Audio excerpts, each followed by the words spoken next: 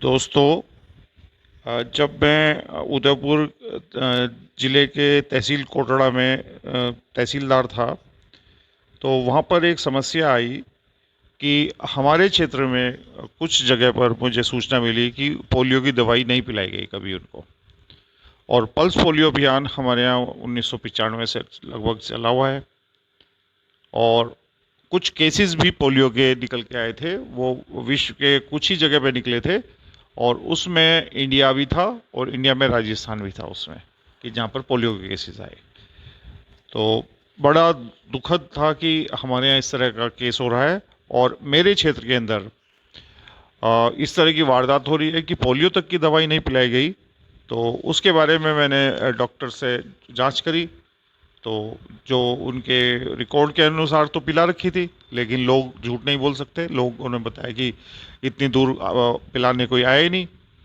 तो फिर मैंने कई लोगों से पूछा वहाँ पर, तो पता लगा कि वहाँ पर अभी तक पोलियो की दवाई नहीं पिलाई गई। तो फिर मैंने ठान लिया कि इस बार जब भी अभियान होगा तो मैं खुद जाऊंगा पोलियो की दवाई पिलाने के लिए। और वास्तव में वो जगह जो थी, जो हमारा मुख्यालय था तहसील का, उससे लगभग 15 से 20 किलोमीटर के करीब अंदर थी वो। और पहाड़ी क्षेत्र था, फॉरेस्ट एरिया पड़ता था, और पैदल चल के रास्ता था उसके अंदर, उस घर की तरफ जाने से। हालांकि उस क्षेत्र में मैं दूसरी साइड से एक रास्ता था, वहाँ से मोटरसाइकिल के से जा सकते थे। मैं गया हूँ उसके अंदर, और मैं 2 बार जा चुका था उससे पहले। तो ये घटना वर्ष 2004 की 24 मई की है। तो मैं वहाँ पे गया, तो फिर मैं पूरा अपना सामान लेकर के पोलियो की दवाई और पैक वगैरह सब कुछ लेके गया।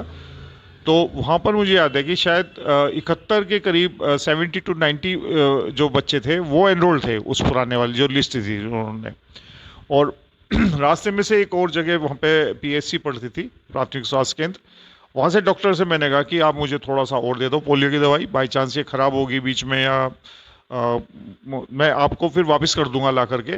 तो उन्होंने मुझे आइस पैक के साथ एक्स्ट्रा पोलियो की दवाई दी। तो जब मैं गया वहाँ पर जैसे परंपरा थी कि लोग वहाँ पहाड़ियों पे रहते थे, हमने वहाँ पे ढोल बजवा दिया। और उसके बाद वहाँ पे सब 1 घंटे के अंदर सभी इकट्ठे हो गए बच्चे। तो हमने फिर सभी को दवाई पिलाई। और हुआ ये था कि जो हम दवाई लेके गए थे, उसके अंदर से सिर्फ एक वाइल बची थी, और जो उनका डाटा था वो भी गलत था। लेकिन अब क्या कहें, लड़ने से तो कुछ भी नहीं मिलता इसमें। क्योंकि एक्चुअल में जब फिर बाद में मैं बात करने गया, तो उन्होंने आपसी लड़ाई झगड़े बता दिए कि ये वो जाएगा वो जाएगा, लेकिन अल्टीमेटली नुकसान इसमें हमारे क्षेत्रवासियों का था। और मैं वहाँ पे घर की तरह ट्रीट करता था कि सारी जिम्मेदारी मैं अपनी मान के चलता था, क्योंकि प्रशासन मेरा था वहाँ पर। मैं प्रशासनिक व्यवस्था के साथ जुड़ा था कि किसी के भैंस के ऊपर बिजली गिर जाएगी तो मेरी जिम्मेदारी है, मुझे उसको मुआवजा दिलाना है। किसी बच्चे का सर्टिफिकेट नहीं बनता है तो ये मेरी जिम्मेदारी है। किसी को किसी भी तरह की समस्या है तो वो मेरी अपनी जिम्मेदारी है, मैं ये मान के चलता था। और मैं ही उनका लास्ट रिसोर्ट हूँ, ये भी मैं मान के चलता था कि वो मुझसे नहीं कहेंगे और किससे कहेंगे।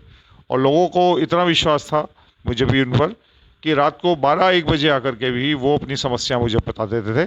क्योंकि एक बार वहाँ पर क्या हुआ था कि एक गांव था, उसके अंदर कुछ बच्चे बीमार हो गए थे, खून की उल्टियाँ हो रही थी उन बच्चों को। कुछ उनके कुएं से पानी पिया था उन्होंने, और उसमें कुछ शायद टॉक्सिक होगा सब्सटेंस, या कुछ भी हो सकता है उसके अंदर। तो कुछ बच्चे चले भी गए थे वहाँ से। तो वहाँ को रात को 1:30 बजे वो मेरे पास आए, और उन्होंने बताया कि डॉक्टर के पास गए थे, तो उन्होंने ये कह दिया कि हम सुबह जाएंगे, अभी रात को हमारे पास कोई स्टाफ नहीं है। और वो लोग जो हैं वो 7-8 किलोमीटर वहाँ से पैदल चल के आए थे। तो क्योंकि वहाँ पर रास्ते नहीं थे, अब तो बहुत जगह वहाँ पे सड़कें बन चुकी हैं। ये प्रधानमंत्री ग्रामीण सड़क योजना ने बहुत अच्छा काम किया है वहाँ पर। तो देख के लगता था कि हाँ, वास्तव में एक विज़न है, जिसने भी हमारे जो प्रधानमंत्री थे उस समय वाजपेयी साहब, उन्होंने बहुत अच्छा वर्क किया है। सड़कों का तो लाजवाब काम किया उन्होंने वहाँ पे। तो खैर, फिर मैं वहाँ पे अपने ड्राइवर को बुला करके फील्ड में गया। और रास्ते में एक अच्छा डॉक्टर थे वहाँ पे, आजकल यहाँ पर जो इधर हैं, उदयपुर में है। कल परसों ही बात हुई मेरी, पूर्ण चंद नाम है उनका, पूर्ण सिंह जी है। बहुत अच्छे डॉक्टर थे, मैंने उनको फिर लिया साथ में, और फिर हम गए। तो वहाँ पे बच्चों की बहुत बुरी तरह से उल्टियाँ हो रही थी। उन्होंने फिर ट्रीटमेंट दिया वहाँ पे बच्चों को। काफ़ी बच्चों को वहाँ पर जो है काफ़ी सामना करना पड़ा उसमें, बहुत ही दुखद स्थिति थी। तो चिकित्सा विभाग के अंदर काफ़ी जो काम थे वो मेरे पास आते थे लोग बाग कहने के लिए, क्योंकि वहाँ का जो स्टाफ था वो वहाँ पर बेसिकली उदयपुर के कोटड़ा में 3 पी जुड़े हुए थे: पोस्टिंग, प्रमोशन और पनिशमेंट। तो मेरा वहाँ पर पोस्टिंग था, बाकी वहाँ पनिशमेंट ग्राउंड पे रहे हुए थे। लेकिन वहाँ पर पोस्टिंग वाला जो वो सुपरसीड किया, पनिशमेंट वाले जो है उनकी वहाँ पर खैर नहीं थी।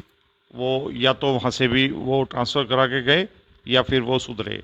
वैसे मैंने अपने कलेक्टर से बोल दिया था कि यदि काम कराना है और मुझे यहाँ पे रखना है तो आप अच्छा स्टाफ दे दीजिए, मैं उनसे काम भी करा सकता हूँ, मैं काम भी सीख लूँगा। लेकिन जो ये ऑब्सोलीट मशीनरी है इसके साथ काम करना मुश्किल है, इसका सुधारना की मेरे बस की तो हिम्मत नहीं है। और यदि नहीं पॉसिबल होगा तो फिर मेरे पास ट्रैक बदलने के अलावा कोई चारा नहीं है। मेरे पास दूसरे अल्टरनेट है, मैं वहाँ पे चला जाऊँगा, मैं इस जॉब को छोड़ दूँगा। मेरा ये जॉब मेरे पास मेन जो अटैचमेंट है पब्लिक सर्विस है, और ख़ासकर वे लोग जो अभी एक एडमिनिस्ट्रेशन से बहुत दूर हैं, उनको एडमिनिस्ट्रेशन कभी मिला ही नहीं ज़िंदगी में। क्योंकि ऐसे-ऐसे खाते थे हमारे यहाँ लैंड रिकॉर्ड के कि 3 जनरेशन उसकी हो चुकी और वो अभी भी बालिग दर्ज नहीं था खाते के अंदर, नाबालिग था उसका नाम। तो लैंड रिकॉर्ड्स को मेंटेन करना ये हमारे रेवेन्यू मशीनरी का काम था, लेकिन दुर्गति थी सब जगह वहाँ पर, क्योंकि वो एक उन्होंने काला पानी बना रखा था। सिर्फ डंपिंग ग्राउंड की कोई काम नहीं करेगा तो उसको वहाँ पे भेज दीजिए, किसी का कुछ भी शिकायत है, पनिशमेंट है, सस्पेंड है तो उसको वहाँ लगा दीजिए। तो खैर उसमें फिर विवेक कुमार कलेक्टर थे, उन्होंने वहाँ पर अच्छा स्टाफ दिया और बहुत अच्छी तरह से काम किया। स्टाफ के भी वहाँ पे जहाँ पर पनिशमेंट होता था वहाँ पर उनको अवार्ड दिए जाते थे, और बहुत अच्छी तरह से वहाँ पे मेरा टाइम निकला उनके साथ। और अभी भी मैं बात करता रहता हूँ उनसे। अब तो उनके नायब तहसीलदार भी बन चुके हैं उनमें से कुछ। तो वहाँ पर वर्किंग ग्राउंड था, ऐसी बात नहीं है, काम कम था, लेकिन अप्लाइड वर्क बहुत ज़्यादा था वहाँ पर।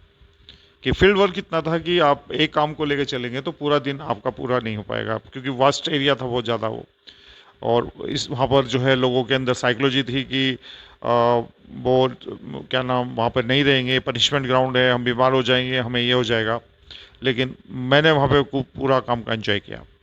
तो अब साथ में बात आती है कि मैं तो वहाँ पर था एक एडमिनिस्ट्रेशन के अंदर था, गवर्नमेंट एडमिनिस्ट्रेशन में।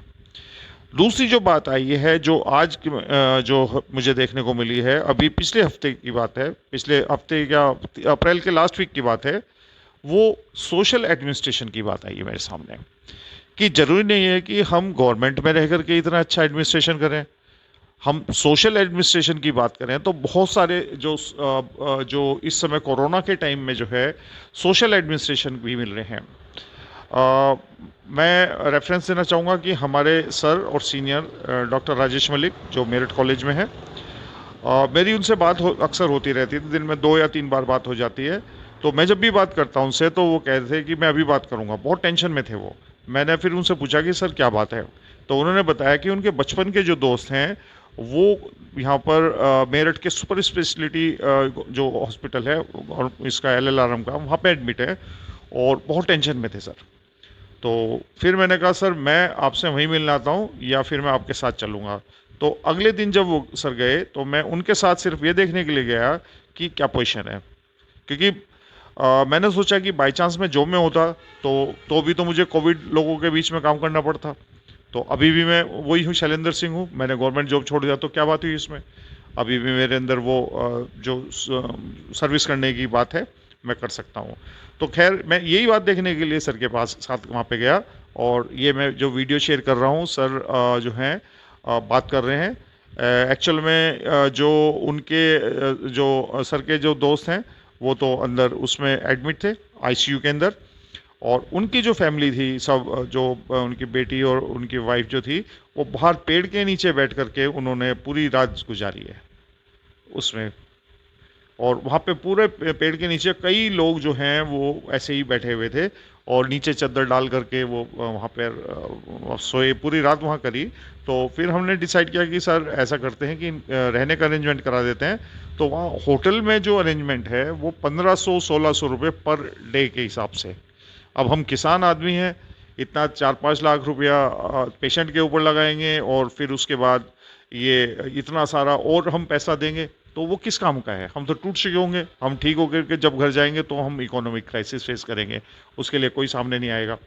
तो खैर फिर हमने उनके रहने के लिए अरेंजमेंट तो कराया और फिर सर अब बात कर रहे हैं उनके रहने के लिए।